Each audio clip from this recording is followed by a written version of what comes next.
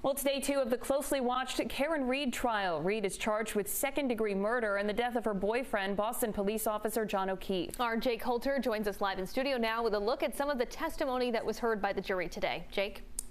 Well, Kim and Kayla, just a half day of testimony today where we heard the accounts of some of the first responders on scene the morning O'Keefe was found. When I stepped out of the ambulance, I could hear screaming. I could hear people yelling. Canton firefighter Timothy Nuttall taking the stand Tuesday in the trial of Karen Reed. Nuttall describing the scene where Boston police officer John O'Keefe was laying lifeless in the snow. When I first got to him, we checked for signs of life, and I was, as stated, at the head. There was a small pool of blood that seemed to be underneath him. Nuttall then asked by the prosecution if he heard anyone say anything of note. As I was ventilating, I was able to ask, did anybody see anything? What happened? And there was one individual that replied several times, I hit him. But another first responder remembers the morning differently. During the time that you were on scene and you heard Karen Reed screaming and yelling in this distraught and hysterical manner, you never once heard her say, I hit him, I hit him, I hit him, correct? I did not. The defense also pressing Officer Stephen Seraph on his recollection of what Karen Reed said that morning. Yesterday you said, my client said, quote, it's all my fault. I did this, end quote. Yes. Remember that? Mm-hmm. That yes? Yes, sir.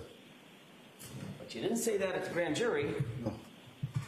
And you didn't say that to Trooper Proctor. No, sir. And you didn't put it in your report. That's correct. Seraph eventually conceding that he did not hear Reed say it was her fault on scene.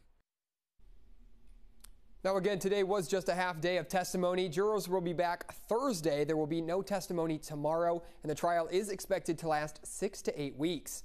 Live in studio, Jake Holter, 12 News. Testimony has wrapped up in day 2 of the conspiracy-fueled Karen Reed trial. Reed is charged with second-degree murder in the death of her boyfriend, Boston police officer John O'Keefe. Jake Holter joins us live in studio now with what we learned today. Jake? Well, Shannon, it was just a half day of testimony today, and we heard the first-hand accounts of some of the first responders on scene the morning O'Keefe was found. She was screaming, is that my boyfriend? Is he dead? Canton police officer Stephen Mullaney describing Karen Reed's demeanor the morning her boyfriend, Boston police officer John O'Keefe, was found dead in a snowbank outside a Canton home. The prosecution signaled in opening statements Monday that a broken taillight from Karen Reed's car will be one of the pieces of evidence that will implicate her in her boyfriend's death. But when the defense asked first responders on scene if they saw any taillight remnants, they said no.